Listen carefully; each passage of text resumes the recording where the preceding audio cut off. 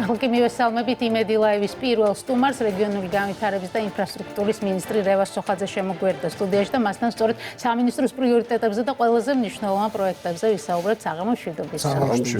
მადლობა. ინფრასტრუქტურის სამინისტრო, რეგიონული სამინისტრო, ცალკე სამინისტრო არის, ასე რომ ინფრასტრუქტურის რა თქმა უნდა სამინისტროები უკვე გაიყო, ასე რომ ჩვენ ინფრასტრუქტურის პროექტებზე ვისაუბრებთ. ახლა რაც თავარი ყველაზე მნიშვნელოვანი ამბავი ბოლო პერიოდის ის არის, რომ სამტრედია-გრიგოლეთის მაგისტრალის ეს 8 კილომეტრიანი მონაკვეთი გაიხსნა, რაც ნიშნავს, რომ უფრო სწრაფად და კომფორტულად ვიმგზავრებთ დასავლეთის მიმართულებით. ხო, ეს მნიშვნელოვანი სიახლეა, რა დრო დაიზოგება, გითხარით და საბოლოო ჯამში ტურისტულ სეზონზე როგორ შედეგს ელოდებით. გეთანხმებით, გუშინ საქართველოს პრემიერ-მინისტრმა გახსნა გურიაში ერთ-ერთი მონაკვეთი, რომელიც ძალიან მნიშვნელოვანი არის ზოგადად აღმოსავლეთ-დასავლეთის დერეფნის გამართულად ფუნქციონირებისათვის. ეს არის 8 კილომეტრიანი მონაკვეთი. ჩვენ გაზაფხულისთვის გეგმავთ, რომ ამ მონაკვეთზე დამატებით კიდევ 6 კილომეტრიანი გზა გაიხსნას ამ გზის გაყოლებაზე და საბოლოო ჯამში სამტრედია-გრიგოლეთის მონაკვეთი თუ არ ჩავთვლით ერთ-ერთ პრობლემურ მონაკვეთს, ეს არის სამტრედიის ხიდი, სრულად იქნება გახსნილი, ასევე აქტიურად მიმდინარეობს სამუშაოები გრიგოლეთი-ქობულეთის დარჩენილ 3 კილომეტრიან მონაკვეთზე. ჩვენ ვფიქრობთ, რომ გაზაფხულისთვის ეს მონაკვეთის დასრულდება და ჩვენ უკვე თბილისიდან ბათუმამდე შეგვეძლება უწყვეტად მაგისტრალით გზავრობა, რაც ვფიქრობ, რომ აქტუალური არის როგორც ტურისტებისთვის, ისე ზოგადად ჩვენი ქვეყნის შიგნით მობილობის კიდევ უფრო გაუმჯობესებისთვის და გადაადგილების ხარისხის გაუმჯობესებისთვის არის ძალიან მნიშვნელოვანი, უსაფრთხო გადაადგილებისთვის. აქტიურად გრძელდება სხვა მონაკვეთების მშენებლობა. მინდა ვისარგებლო შემთხვევით და ვთქვა, რომ ბათუმის არფის შემოვლითი გზა, რომელიც ასევე სტრატეგიულად მნიშვნელოვანი ობიექტია, ეს არის დაახლოებით 9 კილომეტრიანი გვირაბი, სადაც უნდა აშენდეს. ეხლა მიმდინარეობს სატენდერო პროცედურები და უპრეცედენტოდ დიდია საერთაშორისო კომპანიების დაინტერესება, რამოდენიმე ათეულია ესეთი კომპანია. ჩვენ არ გვახსოვს ესეთი დაინტერესება, რაც მეტყველებს იმაზე, რომ საქართველო არის საიმედო პარტნიორი საერთაშორისო კომპანიებისთვის. მათ აქვთ სურვილი ჩვენ ქვეყანასთან თანამშრომლობის, ჩვენ ქვეყანაში საქმის კეთების, რაც თავისთავად არის სასიხარულო. ჩვენ ვფიქრობთ, რომ სატენდერო პროცედურების შედეგად საუკეთესო კომპანია გამოვლინდება და ეს სამუშაოებიც უახლოეს პერიოდში მომავალ წელს უკვე ადგილობრივმა კომპანიებმაც გამოხატეს ინტერესი თქვენ ადგილობრივ კომპანიებზე მე ამასთან დაკავშირებით, რადგან თქვენ დასწამოჭერით ეს საკითხი, მინდა გითხრათ, რომ ჩვენთვის ერთ-ერთი მნიშვნელოვანი პრიორიტეტი იქნება ჩვენი კომპანიების გაძლიერება, მათთვის შესაძლებლობის მიცემა, რომ მათ აქტიურად მიიღონ მონაწილეობა მათ შორის საერთაშორისო პროექტებში, ამ დიდ პროექტებში, იმიტომ რომ ზოგადად მთავრობის პოზიცია, ჩვენი სამინისტროს პოზიციაც არის ის, რომ ჩვენი მიზანი არა მხოლოდ ის არის, რომ ინფრასტრუქტურა, გამართული ინფრასტრუქტურა შევქმნათ ჩვენ ქვეყანაში, არამედ ასევე მნიშვნელოვანი არის ძლიერი ქართული კომპანიების ჩამოყალიბება, რაც საბოლოო ჯამში ჩვენი ქვეყნის სიძლიერის ერთ-ერთი ინდიკატორი არის ასევე და ჩვენ ყველაფერს გავაკეთებთ იმისთვის, რომ ქართული კომპანიები აქტიურად იყვნენ ჩართული მათ შორის რთულ საერთაშორისო პროექტებში. კი ბატონო, ჩვენ აუცილებლად დაუბრუნდებით ქართულ კომპანიებს და ტენდერების საკითხს. საინტერესოა რა ხდება რიკოთთან მიმართებაში, როგორც ვიცით, დასრულების ეტაპზეა და ასევე მნიშვნელოვანია აღმოსავლეთის მიმართულებით მაგისტრალის მშენებლობის საკითხი, იმიტომ რომ თქვენ გააკეთეთ განცხადება, რომ საბოლოო ჯამში კიდევ 400 კილომეტრი დაემატება გრძელვადიან პერსპექტივაში. ეს ნიშნავს, რომ საქართველოს აღმოსავლეთ და დასავლეთ მხარეები მთლიანად მაგისტრალით დაკავშირდება, ხო? ჩვენ რიკოთის მონაკვეთს წელს უკვე დარჩენილ 4 კილომეტრიან მონაკვეთს, იცით რომ ერთ-ერთ მონაკვეთზე დღეს ორმხრივი მოძრაობა მიმდინარეობს. გავხსნით წლის ბოლომდე და ვფიქრობთ, რომ ეს ამ წლის, ასე ვთქვათ, ბოლო დამაგვირგვინებელი ძალიან მნიშვნელოვანი ღონისძიება იქნება, იმიტომ რომ უნდა აღინიშნოს, რომ რიკოთი არის ერთ-ერთი რთული საინჟინრო პროექტი, რომელიც ჩვენ ქვეყანაში განხორციელდა. და მნიშვნელოვანია ის, რომ ეს მონაკვეთი სრულდება და უკვე ჩვენ შეუფერხებლად შეგვეძლება რიკოთის მაგისტრალზე მოძრაობა. გეთანხმებით, მნიშვნელოვანი არის ასევე კახეთის მიმართულებით, სადაც აქტიურად მიმდინარეობს სამუშაოები. თქვენთვის კარგად არის ცნობილი, რომ თბილისის საგარეჯოს მონაკვეთი უკვე აშენებულია, თუმცა იქ გარკვეული სამუშაოები მიმდინარეობს იმ ხარვეზების გამოსასწორებლად, რაც იყო, ასევე აქტიურად მიმდინარეობს საგარეჯო ბადიაურის 17 კილომეტრიანი მონაკვეთის მშენებლობის პროცესი და უახლოეს პერიოდში უკვე მომავალ წელს ჩვენ გამოვაცხადებთ ბადიაურიდან უკვე ბაკურციხემდე 4-ზოლიანი მონაკვეთის მშენებლობას. პრემიერის დავალებით აქტიურად დავიწყეთ ჩვენ გურჯაანი-თელავის მონაკვეთის საპროექტო სამუშაოები და მას შემდგომ რაც პროექტირება დასრულდება ჩვენ აუცილებლად დაუყოვნებლივ გადავალთ სამშენებლო სამუშაოებზე. ასევე მნიშვნელოვანი არის არა მხოლოდ აღმოსავლეთის, არამედ ჩრდილოეთის მიმართულებით, ეს არის სტეფანწმინდის მიმართულებით მიმდინარე სამუშაოები. დღეს აქტიურად მიმდინარეობს და მართლაც უნიკალური პროექტი არის გამომდინარე იქიდან, რომ თელს რეგიონში ყველაზე მაღალი ხიდი 166 მეტრიანი ხიდი თავისი კონსტრუქციით უნიკალური, საინჟინრო კონსტრუქციით უნიკალური ხიდი შენდება. ამ მონაკვეთზე ასევე დასრულებული არის 9 კილომეტრიანი გვირაბის მშენებლობა, რაც თავისთავად მთელს რეგიონში არის განსაკუთრებული პროექტი. ეს არის როგორც თქვი უკვე კობი-ქვეშეთის მონაკვეთი, 23 კილომეტრიანი მონაკვეთი. აქაც აქტიურად მიმდინარეობს მუშაობა. ჩვენ უახლოეს პერიოდში აქტიურად მუშაობთ და დაიწყება სამუშაოები წიწამური ჟინვალის მონაკვეთზე, ფასანაურის შემოვლით გზაზე, რაც საბოლოო ჯამში მოგცემს საშუალებას, რომ მაგალითად ისეთ ტურისტულ აქტიურ ზონაში და აქტიურ ლოკაციაზე, როგორც არის გუდაური, თბილისიდან მხოლოდ 1 საათში ჩავიდეთ და სტეფანწმინდამდე მანძილი იქნება დაახლოებით 1 საათნახევარში იქნება შესაძლებელი ამ მანძილის დაფარო. ასევე მნიშვნელოვანი არის, უნდა ვთქვა აუცილებლად, რომ უკვე წელს გამოცხადდება ერთ-ერთი მონაკვეთი, ეს არის თბილისის შემოვლითი გზის, ეს არის 4-ლოტად დაყოფილი. და უკვე მომავალი წლიდან ჩვენ აქტიურად გადავალთ სამშენებლო სამუშაოებზე. ეს არის თვალსაზრისით, რომ განტვირთვას შეუწყობს დედაქალაქს. ეს არის მნიშვნელოვანი, რომ აღმოსავლეთ-დასავლეთის დერეფარმა შეუფერხებლად იმუშაოს და თბილისს მან გვერდი აუვაროს, რაც მნიშვნელოვანი არის გადაადგილების სიადვილესთან მიმართებაში. და ასევე მნიშვნელოვანი არის თვითონ თბილისისთვის, გამომდინარე იქიდან, რომ თბილისის სატრანსპორტო ინფრასტრუქტურის გაუმჯობესებას შეუწყობს ხელს. ამ შემოვლით გზას ექნება ძალიან ბევრი დაერთება ქალაქთან, რაც ხელს შეუწყობს იმას, რომ თბილისის მაგალითად ვარკეთილის ან სამგორის მოსახლეობა გაცილებით მარტივად გადაადგილდეს გდანის მიმართულებით და შეუფერხებლად გაცილებით ნაკლებ დროში დაფაროს ეს მანძილი, თუნდაც ნაძალადებში და ასე შემდეგ. ამიტომ ყველა ის პროექტი, რომელსაც ჩვენ ვახორციელებთ, რა თქმა უნდა, პირველ რიგში არის მისი მიზანი არის ჩვენი მოსახლეობის, ჩვენი მოქალაქეებისთვის მეტი კომფორტის შექმნა, მათი გადაადგილებისთვის მეტი კომფორტის შექმნა, მათ საქმიანობაში ხელის შეწყობა, მათი თანხების დაზოგვა.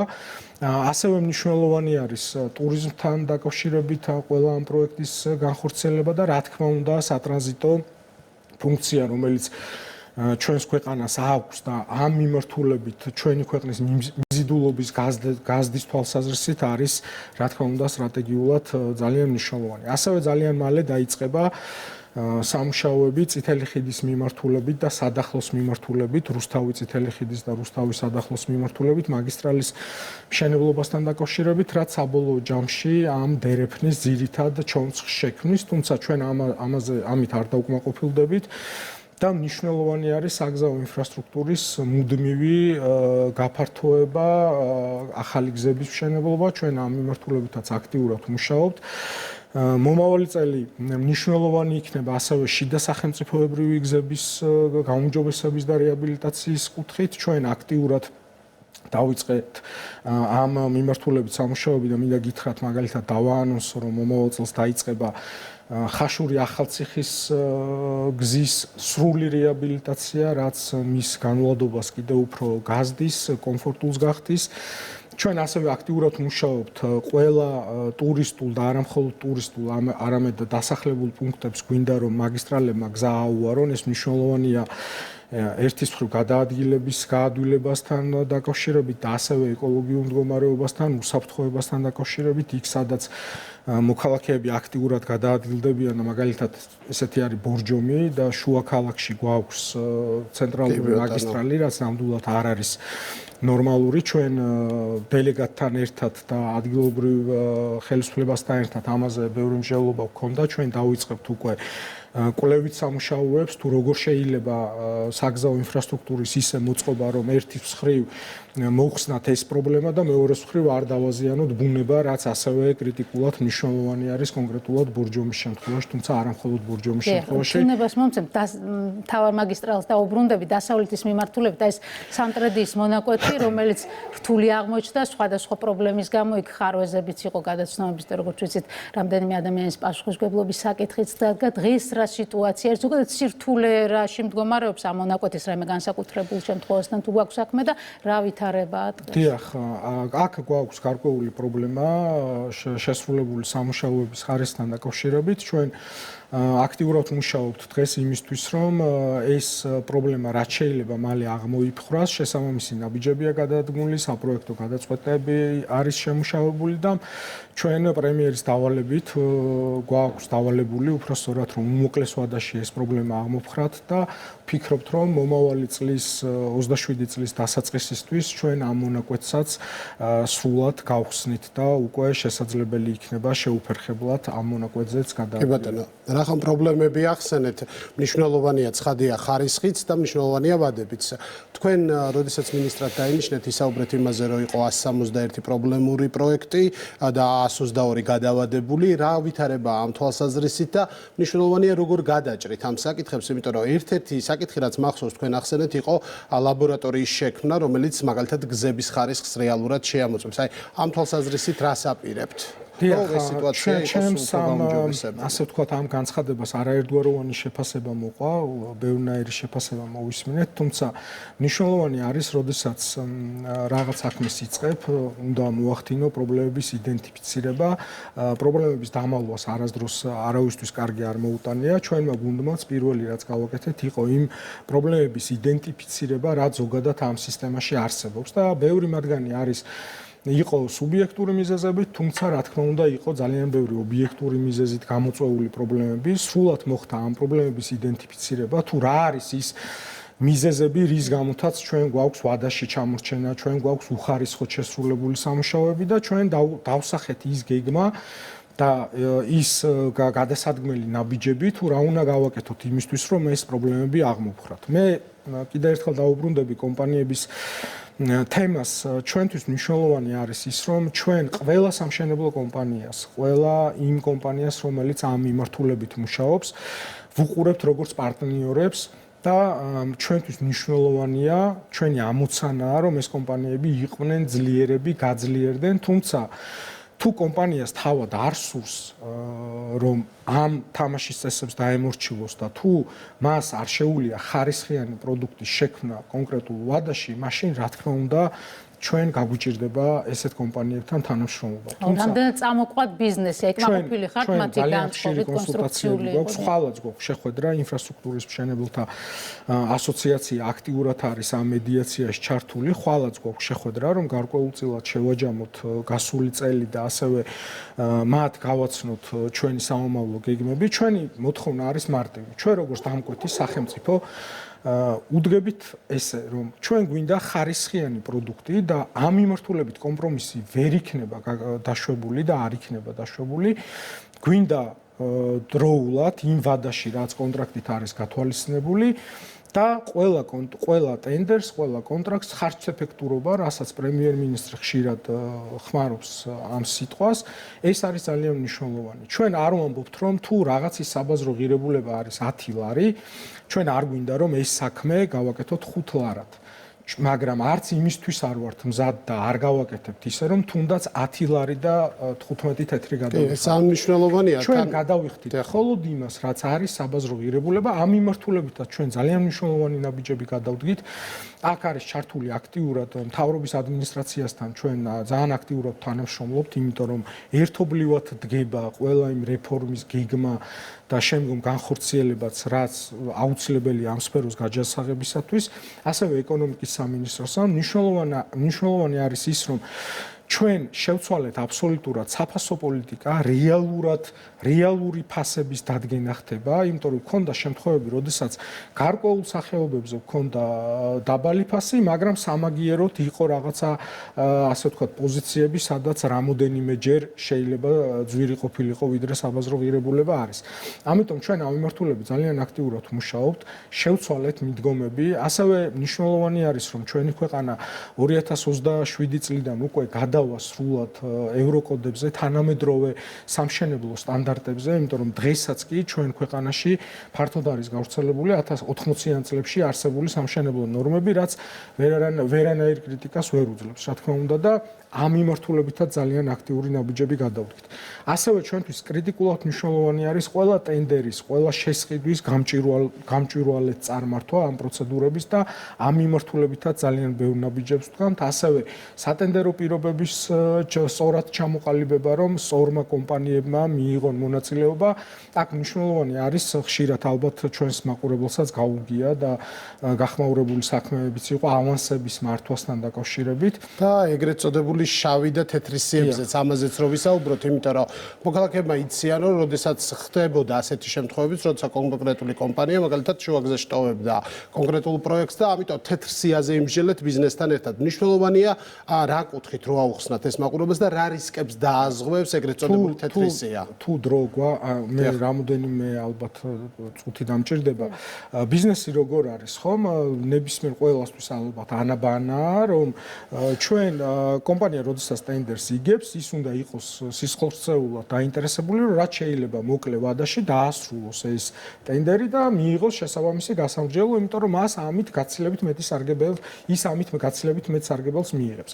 რატომ გვაქვს ჩვენ ვადა გადაცილებული პროექტების? ძირითადი მიზეზი იყო ის, რომ ავანსის უსისტემოდ და ყოველგვარი წესის გარეშე გაცემა, რასაც ხელს უწყობდა ეგრეთ წოდებული თეთრი სია, როდესაც ავანსი ხდიდა სახელმწიფო და თეთრ სიაში არსებული კომპანიებისთვის აქ მოქმედებს გარკვეული შეღავათი, რომ მხოლოდ 50%-ზე უწევდათ მათ საბანკო გარანტიის წარმოდგენა, იწვევდა იმას, რომ კომპანიები მხოლოდ იმ მოტივით, რომ მოეგოთ რაიმე ტენდერი და მიეღოთ ეს ავანსი, აგდებდნენ ან დებდნენ ტენდერზე დაბალ ფასს, ან მათი ამოცანა და მიზანი საბოლოოდ ის კი არ იყო, რომ ეს პროექტი ბოლომდე გაეყვანათ. მათი მიზანი იყო, მე ყველაზე არ მაქვს საუბარი, რა თქმა უნდა, მაგრამ იყვნენ ესეთი კომპანიებიც, რომელმაც საბოლოოდ ძალიან მძიმე შედეგებამდე მიგვიყვანა, რომ მხოლოდ ტენდერი მოეგოთ და მიეღოთ ავანსის თანხა.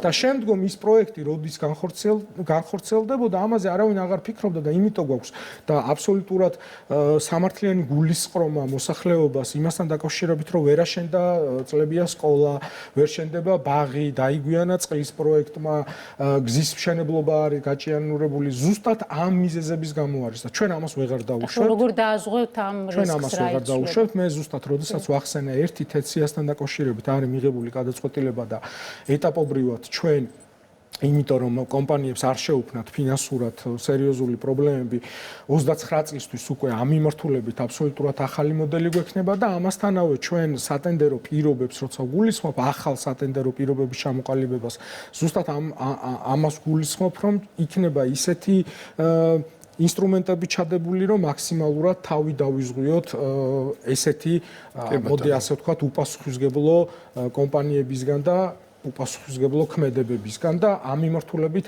ნამდვილად უკომპრომისოები და შეურიგებლები ვიქნებით. გასაგებია, ვისაუბროთ წყალმომარაგებაზეც, ერთ-ერთი მნიშვნელოვანი საკითხი, რაც დღეს მაყურებელს და საქართველოს მოქალაქეებს აინტერესებს. რა მდგომარეობაა დიდი ქალაქების წყალმომარაგების თვალსაზრისით, ასევე რეგიონული ცენტრების, სოფლების, რა ხდება ამ კუთხით, მოკლედ რო შეგვიჯამოთ. უნდა ითქვას, რომ ბოლო წლების განმავლობაში მართლაც უპრეცედენტოდ ძალიან ბევრი რამ გაკეთდა წყალმომარაგების კუთხით და ასობით მილიონია დახარჯული წყალმომარაგების სისტემების გაუმჯობესების კუთხით, თუმცა რა თქმა უნდა გვაქვს ამ მიმართულებითაც გარკვეული გამოწვევები, რომელზეც აქტიურად მუშაობთ და უახლოეს პერიოდში ჩვენ ვფიქრობთ, რომ დიდი ქალაქების 24 საათიანი წყალმომარაგება უკვე მოხსნილი იყო სისტემა, თუმცა პრემიერის და მთავრობის ინიციატივით ჩვენ დავიწყეთ და განხორციელება უпроსორად ერთ-ერთ მთავარ პრიორიტეტად ასევე დავისახეთ, ეს არის წყალარინების სისტემების მოწყობა დიდ ქალაქებში და ტურისტულ ზონებში, ეს არის საკანალიზაციო სისტემების მოწყობა, იმიტომ რომ ნამდვილად დამეთანხმებით, რომ არ არის ნორმალური დღეს ცხოვრობდეს ადამიანი ქალაქში, დაბაში, ან ტურისტულ ზონაში და იქ საკანალიზაციო სისტემები იყოს მოუწყობელი. ერთის მხრივ ეს სერიოზული დისკომფორტია ადამიანებისთვის, მაგრამ მეორეს მხრივ გარემოსაც სერიოზულ პრობლემას უქმნის, ამიტომ ჩვენ საფუძვლიანად ამ საკითხს უახლოეს წლების განმავლობაში გადავწყვეტთ ამ ქვეყანაში, ეს არის მთავრობის პოზიცია, მთავრობის სტრატეგია, რამოდენიმე მილიარდი ლარი არის ამისთვის განსაზღვრული, რომ ჩვენ ეს პრობლემა ერთხელ და სამუდამოდ მოვაგვაროთ. სპორტული ინფრასტრუქტურაც არის ბუნებრივია თქვენი ერთ-ერთი პრიორიტეტი და მასშტაბური პროექტების შესახებ ვისმენთ ხოლმე ბოლო პერიოდში და თუ არ ვცდები მომავალ წელს პრაქტიკულად ყველა მუნიციპალიტეტში იგეგმება რომ სხვადასხვა ტიპის პროექტი განხორციელდეს თუ შეგიძლიათ რომ უფრო დეტალურად გვიამბოთ ჩვენი ქვეყნის განვითარებისთვის აუცილებელი არის ქვეყანა განვითარდეს თანაბრად ყველა მისი მუნიციპალიტეტის განვითარება ხდებოდეს თანაბრად და ნებისმიერ ადამიანს ის იცხოვრებს თბილისში, ქუთაისში თუ ადიგენში შეეძლოს კონდეს წვდომა თანაბარ სერვისებს.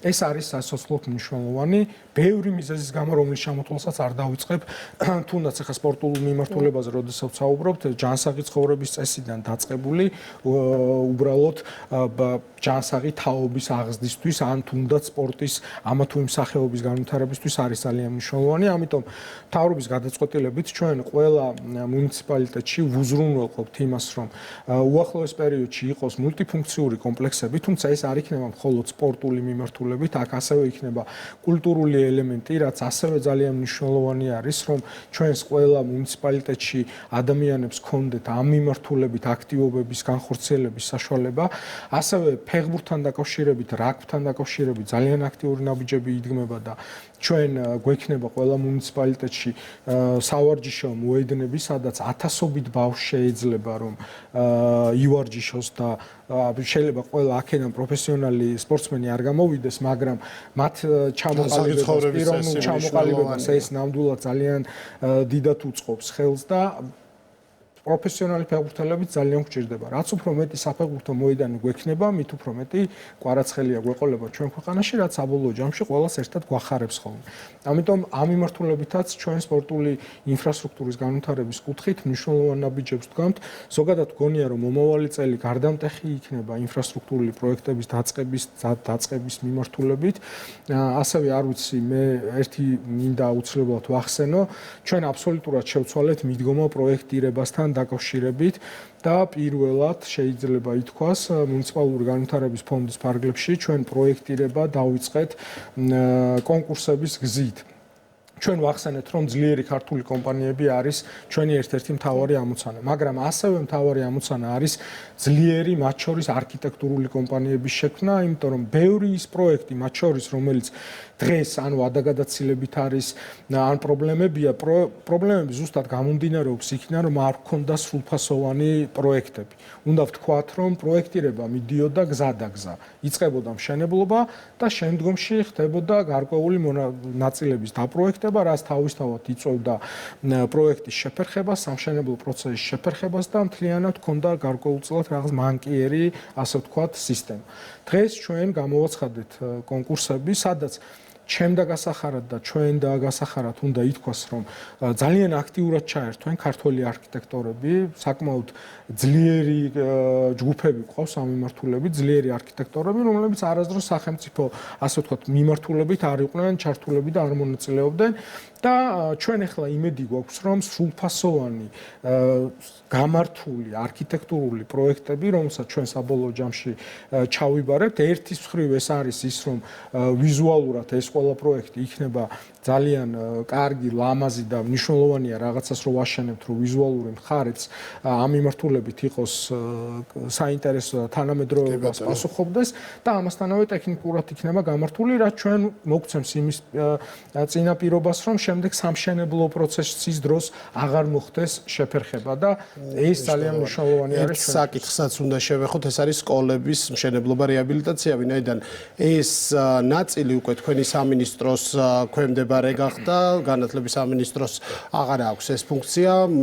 სპორტული ინფრასტრუქტურა, რა თქმა უნდა, ძალიან მნიშვნელოვანია, მაგრამ სკოლების რეაბილიტაცია შენება კიდევ უფრო მნიშვნელოვანი. ამ კუთხით რა ხდება, რა მოლოდინი უნდა კონდეს მომავალი წლიდან მშობლებს და მოსწავლეებს? რა თქმა უნდა, სამშენებლო კომპონენტმა გადმოინაცვლა ინფრასტრუქტურის სამინისტროში, თუმცა განათლების სამინისტროს როლი ამ მიმართულებით, რა თქმა უნდა, არის წამყვანი მეთოდოლოგიით და თუ სად უნდა აშენდეს, როგორ უნდა აშენდეს და ამ შემდეგ და ჩვენ ძალიან აქტიურად მუშაობთ ყოველდღიურ რეჟიმში განათლების სამინისტროსთან. აქაც მე მინდა ვისარგებლო შემთხვევით და ყველა იმ მშობელს და ბავშვს ძალიან დიდი ბოდიში მოუხადო, ვინც გარკვეულწილად თუნდაც არასწორად დაგეგმილი ან არაკეთილსინდისიერი კომპანიების გამო დღეს უწევთ მათ არასათანადო პირობებში განათლების მიღება. ეს ნამდვილად სერიოზული გამოწვევაა ჩვენთვის და ჩვენ დავისახეთ სტრატეგია, რომ ეს პრობლემა ძალიან მალე გადავჭრათ. ამ მიმართულებითაც ქვეყანაში იქნება რამოდენიმე ტიპიური პროექტი, უпроსორად ყველა სკოლის ყველა მოცულობის სკოლასთან მიმართებაში გვექნება ტიპიური პროექტები, რომ შემდგომ ნებისმიერ ახალ ლოკაციაზე მისი გადაპროექტება და მიბმა საკმაოდ მოკლე დროში განხორციელდეს, რომ სამშენებლო პროცესები დაიწყოს ძალიან მალე. სერიოზული გამოწვევაა, კიდევ ერთხელ ვამბობ, ჩვენთვის ერთ-ერთი მნიშვნელოვანი პრიორიტეტი არის ამ მიმართულებით, იმიტომ რომ ყველაფერმა შეიძლება მოიცადოს საბოლოო ჯამში გზამ, შეიძლება გარკვეულწილად გზის მშენებლობა გადადო რაღაცა პერიოდით ან ნებისმიერი სხვა ინფრასტრუქტურის, მაგრამ სკოლა, რაც ეხება ბავშვების განათლებას, ეს არის ვადებს აქ დიდი მნიშვნელობა, თუმცა ხარისხიც არანაკლებ რა თქმა უნდა, მე როდესაც საუბრობ, რომ ჩვენ სამშენებლო პროცესებს გავააქტიურებთ, აქ ცალსახად და ხარისხთან მიმართებაში კომპრომისი არ განიხილება და ვერ იქნება ვერანაირად ვერც ერთი მიმართულებით. დიდი მადლობა ინტერვიუსთვის. ინფრასტრუქტურის მინისტრი რევაზ სოხაძე იყო ჩვენი სტუმარი. მადლობა თქვენ.